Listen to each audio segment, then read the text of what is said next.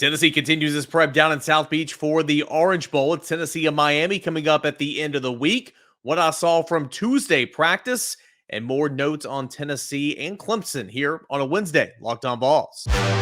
You are Locked on Vols, your daily podcast on the Tennessee Volunteers. Part of the Locked On Podcast Network, your team every day.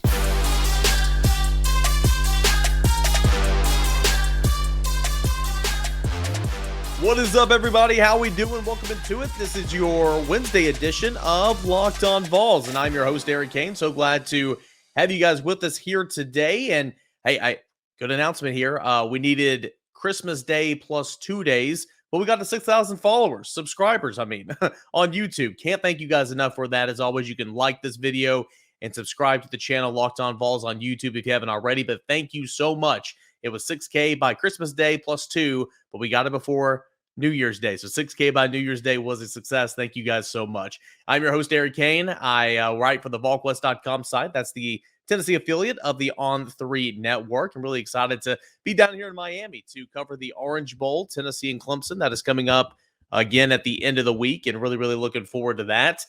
In this episode of Locked on Vols, I'll tell you what I saw from the practice field and some of those media sessions on Tuesday. That'll be in segment number 1. In segment 2, I had a one-on-one with Will Shipley. That is the running back for Clemson. Going to bring that to the show. That's in segment 2. And then finally, we'll get back into our 2023 position look ahead, and we'll talk about the tight end position for the University of Tennessee. That's what you have to look forward to right here on your Wednesday show. All right, so what did I see from Tennessee on a Tuesday out at practice? Well, again, it was a little bit warmer on Tuesday for Tennessee. And it was mid-50s and rainy on Monday. It was not much warmer, but it was warmer, at least for practice time, at the start of practice time. Temperatures got in the low 60s. The rain had stopped. There were some morning showers that moved out a little bit, but temperatures were getting somewhere around 63, 64 at the beginning of practice. A couple hours later, when practice was over, the sun came out, and it was getting up to 70 degrees. So on Wednesday, today, it should be beautiful here in Miami, Florida, about 75, partly cloudy. Tomorrow on Thursday, the rain is going to start coming back a little bit. I think it's 30% chance. Then it's going to be 30% chance on Friday. But the temperature should be up there around 70 degrees the rest of the week. And, after a chilly start. Also, everybody back at home in East Tennessee, if you're watching and listening to this in East Tennessee, hope you and yours were safe during the brief little snow shower. I know that the roads were hazardous, but hope you guys all did well in that regard. But, back to practice on Tuesday for Tennessee. Again, temperatures were in the low 60s with the sun poking out a little bit. We're only there for like 15 minutes, and part of that is them stretching. It's really annoying, but again, it's better than nothing. So a lot of what I can see and take and gather from notes and all that, it's minuscule. But nonetheless, you had Tennessee that, was out there, and the defense started the workout with turnover circuits, as it does pretty much each and every day, going over there, securing the tackle, poking the ball free. Sometimes there's two going at once, and one guy's securing the tackle and stripping the football or punching the football loose, and the other guy's scooping and scoring or jumping on the football. That's what the defense was doing to begin the practice. And then there was some stretching. There was a specialty period. They went over punt team on Monday, and then while we were there, they were going through kickoff drills on a Tuesday. So that was the specialty period. During the specialty period, you had running backs going through inside run with the offensive linemen, the defensive backs that were not on the kickoff team that were catching balls on the jug machines and stuff like that. You had some wide receivers who were not on the kickoff team that were over on the sideline. Some assistants were throwing, tennis balls, and they were catching those and whatnot. And then you got into the individual period, and that's basically where you see the bulk of the work and some of the groups and all that. But again, we didn't get to see an awful lot of that. But you got into the individual period. It looks like the offensive line is pretty healthy bunch right now, which is good. I know the time off is good for everybody, but specifically for those offensive and defensive linemen, get beat up a lot, get stepped on, trench play and all that.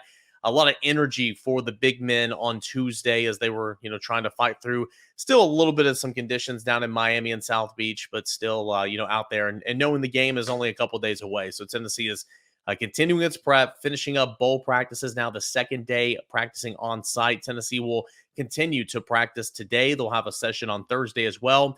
On Tuesday, there was a media availability for Tennessee's defense, and then it was followed by Clemson's offense, meaning Tennessee defensive coordinator Tim Banks and about 5 or 6 players spoke, And then right after that, it was Clemson offensive coordinator and about 5 or 6 players they spoke, and Will Shipley being one of those. And I'm going to bring that to you here in the next segment. But all that's up at volquest.com if you want to check it out as well. But anyway, back to practice. In terms of injury notes, nothing really changing. Red jerseys for a number of players. You had Danico Slaughter, Christian Charles, Wesley Walker. They were in red non-contact jerseys. Receivers Chaz Nimrod, Brew McCoy were in red jerseys. You had all the quarterbacks in red jerseys, which, again, is normal. I did get a look at Taven Jackson today. He's been in full pads. He's been practicing with Tennessee throughout this bowl session. He's recovering from a broken collarbone suffered during mop-up duty. I can't remember if it was UT Martin or if it was Akron, but it was earlier in the season. Nonetheless, he looked pretty good. Again, we weren't there for long. Didn't look like he had any limitations when I was out there, but that does not mean that he's full go. But I think he will be available, but I think it'll only be available in an emergency situation. I think Gaston Moore is going to be your backup quarterback here for the Orange Bowl, which is still a little dicey. You've got Joe Milton, you got Gaston Moore, Navy Schuler is also available. And then I think in an emergency situation, Taven Jackson would be available and ready to go. But he, looked good, and he's got a big spring coming up as he's trying to fight to find a role in the quarterback pecking order with Nico and Joe here this spring. Also got a good look at Texas transfer offensive lineman Andre Carrick at practice on Tuesday. Bigger guy. He was a little bit taller than I thought. Kind of imagine first time seeing him in person. I'm sure he was out there on Monday. I just didn't notice him, but I did notice him on Tuesday. Good looking guy in pads. And I do think that he's got more of a future as a guard in this offense. Tennessee is actively searching for an offensive tackle. And still, I think you've got, Gerald Mincy, you got JJ Crawford, who can either, split up and be your tackles next year or man one side. I think they're looking for another offensive tackle. And then, of course, you got to replace Jerome Carpet inside. And I think Andre Carrick could potentially be a guy that does it or, fights with Ollie Lane and Jackson Lampley and some other veterans, maybe Addison Nichols to kind of take that spot. But nonetheless, I thought Andre Carrick looked pretty good in pads when I saw him on Tuesday. And, that was good to see. So those were some of the biggest things that I saw on Tuesday. One other note, linebacker Caleb Perry, he was not dressed out. He was in street clothes watching practice. I've been told that he's trying to get over an illness right now, so his status is pretty questionable. And we'll see about Brandon Turnage and Trey Flowers. Tennessee's secondary is super beat up right now. Those guys missed the Vanderbilt game. I'm not sure if they're 100%. They might be. They might play. Maybe they're limited in some fashion. But those are two guys I'd watch for in terms of their injury status. They are here. They are, with the team down here in South Beach in Miami. But I would kind of watch their statuses potentially. I expect to see a lot of Wesley Walker at safety on Friday night. So those were kind of my notes from a practice here on a Tuesday yesterday. And again, Tennessee will be back out on the practice field. It's closed to the media today and tomorrow. Last time seeing bowl practice, that was yesterday. But plenty of more media opportunities leading up to kickoff. That's coming up on Friday, 8 o'clock Eastern time, and that'll be on ESPN. So we're really, really looking forward to that. Love being on location to talk about the bowl game and to have you guys with me here, breaking it down here on Locked On Vols. Can't thank you enough for all that. When we come back, I do want to bring on an interview, a one-on-one that I did with Clemson running back Will Shipley. Really, really talented running back. Had a one-on-one with him, and that's coming up next right here on Locked On Vols. But first, I'll remind you guys about a proud sponsor of the show, BetOnline. BetOnline is your number one source for all your sports betting information, stats, news, and analysis. You can get all the latest odds and trends for every professional and amateur league out there, from pro football to college bowl season to basketball to the World Cup. They've got it all at BetOnline. If you check the line for Tennessee and Clemson, Tennessee went from a 2.5 underdog now to a 4.5 point underdog. The total is sitting at 63.5. You have two quarterbacks who did not play the entire season, Cade Klubnik and, of course, Joe Milton. I might lean a little under with that total.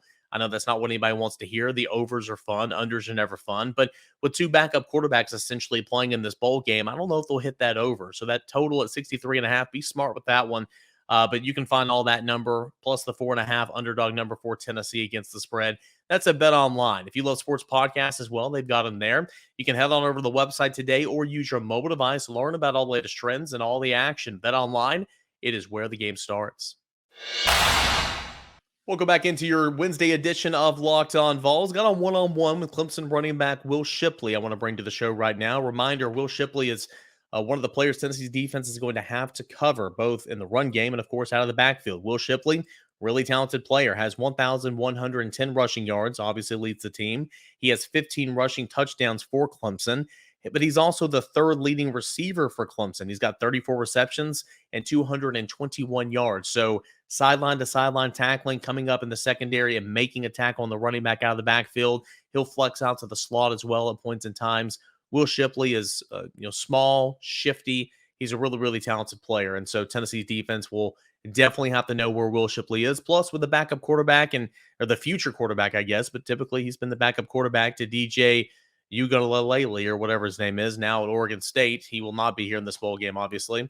It's your running back's or your quarterback's best friend is a good running game. So Tennessee will have to account for Will Shipley. Here's my one-on-one conversation from Tuesday's media availability with the Clemson running back, Will Shipley. Will, so what are your thoughts on Tennessee and that defense and kind of the challenges that will be presented on Friday? Yeah, it's a great group. It's been fun watching film on them, preparing for them. Just getting ready. But they're really thick inside. They got some big boys. They like to stop the inside zone. They're really good at it. The backers move around. You kind of see two different skill sets within, and then 33 just opted out. I saw that. So we'd been playing for him. Kind of got to readjust, but they're a great group. It's something I'm looking forward to as a competitor. When you heard the news earlier this month that you were going to play Tennessee, was that kind of exciting? Kind of what were your thoughts then? Yeah, I was pumped, especially it just being the Orange Bowl. I think it just kind of suited really well. So yeah, I'm pumped to be playing them. They're a historic program, so just to have the opportunity is a blessing. I know both teams obviously want to play the playoff, of course, but this is a big-time bowl game, and this will be a playoff game in 2 years. What's the excitement level? What's the focus level throughout this month? I know it's kind of challenging to stay focused throughout all the distractions. Yeah, I don't think we've had a big problem with it. We got to go home for Christmas and see the family, but right when we got back here, we've been locked in and we've been focused. We've all got a similar goal in mind, and that's what we're chasing and trying to achieve this week. And if we continue to put in the work, I think that we'll see the benefits. I know you guys do your own thing offensively, with the new quarterback and all that. But when you look at Tennessee's offense, how intriguing, how interesting is that from the outside? Yeah, it's been fun to watch and try to emulate and practice and getting the defense ready. They've got a ton of speed. They play with tempo, and it's something that's hard to go up against, especially when they're really successful. So we got to kind of flip it on them, try to get some 3 and outs, get the offense on the field as much as we can, and keep the defense off. And then you do have a new quarterback for this game, and obviously Cain came in and played that ACC championship. What do you guys think about him? How do you guys rallied around him, and kind of what's the direction now with the new quarterback? Yeah, we're super pumped. He came in and he was ready to go. He prepared like the starter even when he wasn't. That's what makes him so great. So I'm excited to see what he's going to do and just the leader that he's kind of become throughout the year. He's able to step into that role with full confidence, and everybody's following him. What does he do well? I'm not saying better than DJ, but just what does he do well?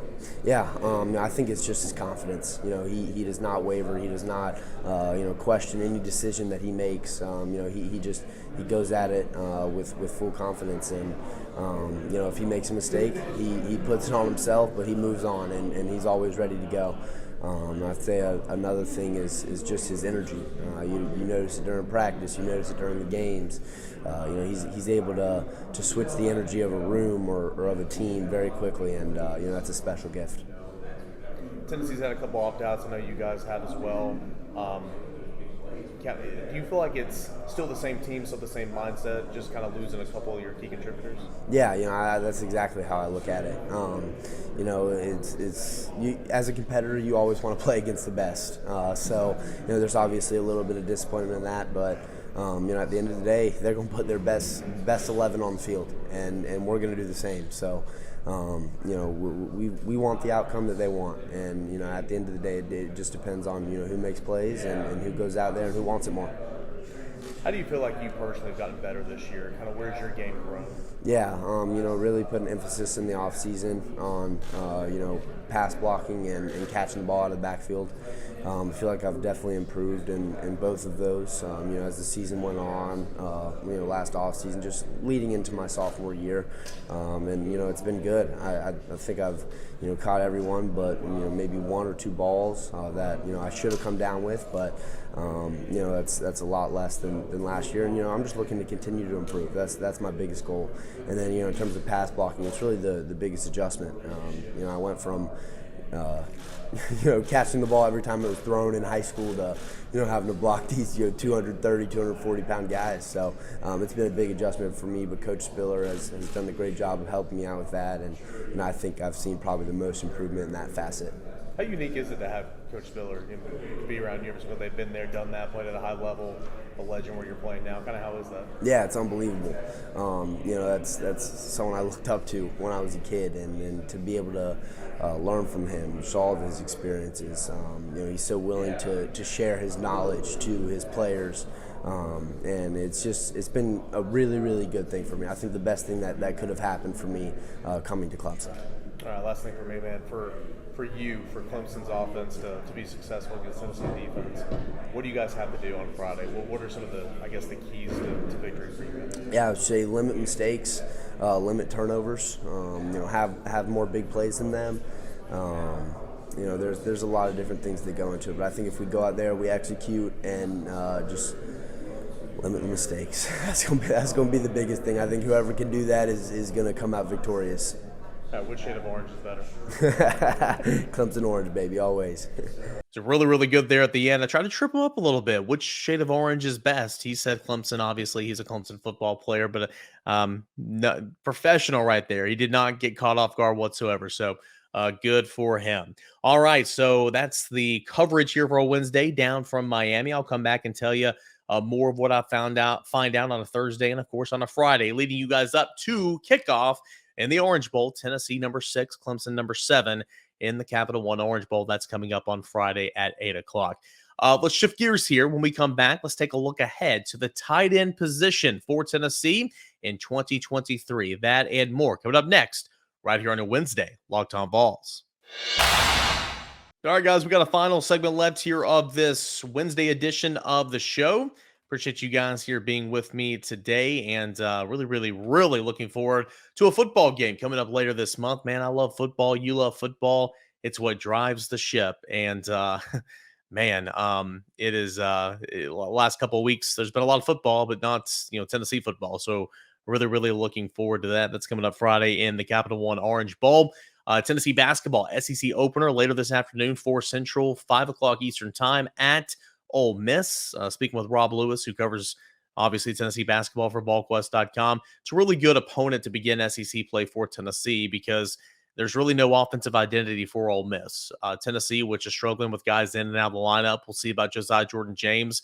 At this point, I mean, you kind of just, whatever you get from this season, you'll take. It's unfortunate. You hate it, but I don't think Josiah, and I don't mean this disrespectfully, but I don't think Josiah is a guy you can really count on right now because of the knee situation. And it's heartbreaking because he's a fan favorite. He's a good ball player, had a great season last year. But we'll see exactly what his role is tonight if he has one. But Tennessee beginning SEC play on the road at Ole Miss. That's coming up later tonight at 5 o'clock. But let's look ahead to the tight end position room for Josh Heupel in 2023. Now, notice I said Josh Heupel because there's still no tight ends coach. Alex Golesh, offensive coordinator and tight ends coach for Tennessee, is now the head coach at South Florida. And so Tennessee is getting through this recruiting cycle, 2023, and then, getting through the bowl game. And Josh Heupel will make an announcement at some point in time, the direction of who's going to be the offensive coordinator, who's going to be calling plays exclusively, and who's going to be coaching tight ends. I'm still in the belief that Josh Heupel will call plays. I think he will promote Joey Halsey up, give him the title as an offensive coordinator, kind of groom him a little bit. Then I think he'll go out and hire a tight ends coach. That's just kind of my understanding for a multitude of reasons. This is Josh Heupel's offense. He's very much already involved. It was at him and Alex Golesh acting as, the two gatekeepers, if you will, and they worked really well together. You don't just trust anybody with your offense. So, we'll see exactly what happens, but I do believe it'll be a promotion to Joey Halsey. He'll go out and hire a tight ends coach. But again, that is not set in stone. That's just my opinion. But Josh Heupel will make that hire at some point or another. But what about the tight end room? Well, we start off with Jacob Warren. He gets his own little section here of the show because, what will Jacob Warren do? Now, Jacob Warren has 1 year of eligibility left. He's already been at Tennessee for 5 years. So if he wants to move on with life, whether that's, give the NFL a try, whether that's move on and get a job, you certainly can't blame him. Again, he's been here for 5 years. That is a long, long time. Being at from my own experience, I had a redshirt year I could have took back when I played, but in the 4 years, game I'd agree, and I mean, I was ready to move on. I mean, I know I wasn't going to the NFL, so what was the point in sticking around and playing another year? I mean, I love the game, but it was time. So is it time for Jacob Warren? I don't know. We'll see. We've heard a number of different things from him this year. At the beginning of the season, it was like a slam dunk. He was coming back, and then it kind of felt like he was not. Then it kind of felt like he was. Now I'm kind of hearing that he might be coming back. So we will see. He'll make an announcement, not before the bowl game, but he'll make an announcement whenever he's ready on what he wants to do. But Jacob Warren, Tennessee needs Jacob Warren to come back. I mean, Tennessee really would like to have Jacob Warren come back because he is a veteran. He's a guy that knows the system, and you guys have heard me preach about this, for months, and maybe even since Josh Heupel's been here. The tight end position is so critical in this offense. Everything that it's asked to do: flex out wide, be on the line, be an H-back, sometimes line up in the backfield, flex out wide, be the flanker, line up at number one. I mean, that's what this offense is asking the tight ends to do because it is an up-tempo, and you want to be variant with your formations. And having a tight end that can stay on the field and accomplish all that allows the offense not to substitute. What happens when the offense substitutes? Well, that allows the defense to substitute as well. And so Tennessee doesn't want to do that in this up-tempo offense. So having those tight ends that can do a little bit of everything is critical. And Jacob Warren can do that. I know you look at his receiving numbers, and they're not fantastic by any stretch of the imagination, but his value stretches so much further than just the receiving numbers. So, we'll see if Jacob Warren decides to come back. He'll make an announcement at some point after the All-Star game. But if you're Tennessee, you really, really need that to happen because Princeton Fant is gone. And I don't think anybody imagined, Princeton Fant, what he would mean to this team and all those different roles that he played this past season. He's a dynamic athlete. There's no doubt about it. But I don't think anybody saw him rushing for 5 scores. I don't think anybody saw him taking handoffs in the backfield or from an offset eye or from goodness gracious, from a full house formation. I think that was Vanderbilt. Nonetheless, he was a dynamic player. He didn't catch his first receiving touchdown this past season until senior day against the final home game of the season against Missouri. That's kind of hard to believe, but he was so productive.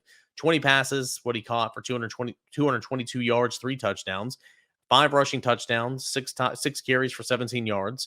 Had a passing touchdown as well against I wrote here in my article against Missouri, but that's inaccurate. It was against a UT Martin, where it was a double pass, 66 yards down to Jalen Hyatt. So he did a little bit of everything. And again, just like Jacob Warren, he's versatile. He knows what to do, and it's going to be a big loss. So you need Jacob Warren to come back because Princeton Fant is out of eligibility. He was here for 6 years. Tennessee is also bringing in McCallan Castles, a tight end from UC Davis. And we talked about him on the show whenever he committed to Tennessee. Really, really big guy, nice frame, 6'6", 245 pounds. He's with the team right now. He's not practicing. He had a procedure done after the season, but he'll be good to go for next season. All Big Sky honors each of the last 3 seasons at UC Davis. Originally signed by Cal out of high school, so it's a guy that's kind of been there and done that. Tennessee does have him coming in, which is obviously a good thing. And then you have Ethan Davis, highly rated 4-star prospect out of Collinsville High School in Sewanee, Georgia, considered the 92nd ranked player in the 23 cycle per the On3 rankings, the 3rd tight end in the class, 6'4", 225 pounds. It's a receiving threat anywhere on the field. There'll be a developmental aspect there, but Tennessee thinks they have a good one here in Ethan Davis, who signed in the early signing period and who will be an early enrollee. So Jacob Warren, we don't really know about right now. Princeton Fant is gone. Miles Campbell, who was a reserve tight end, entered the transfer portal. He's gone. All right, so you have McCallan Castles coming in, Ethan Davis coming in, And of course, we will see about Jacob Warren. But the tight end position is so critical for the University of Tennessee and this offense that Tennessee is still actively looking for another transfer portal or tight end in the transfer portal. But they're not just going to take anybody. If it makes sense, they're going to bring one in because McCallum Castles has 1 year left. Jacob Warren, if he comes back, this is it. You're going to be in the same position next year in terms of trying to find immediate help via the transfer portal. So if you can find a tight end in the transfer portal that has multiple years, Tennessee will bring him in, no doubt about it. Tight end position, very critical for the University of Tennessee. If Jacob Warren comes back, you feel really good about that spot in 2023. If not, hang on. It'll get dicey there for a little bit. But again, even if not, you can't blame Jacob Warren. He's been at Tennessee for 5 seasons. But Warren will be in the Orange Bowl. I expect him at this point in time to be back here at Tennessee next year as well, but we'll see exactly what that looks like. All right, we've reached the end here of our Wednesday show. Tennessee continuing its prep for the Orange Bowl against Clemson.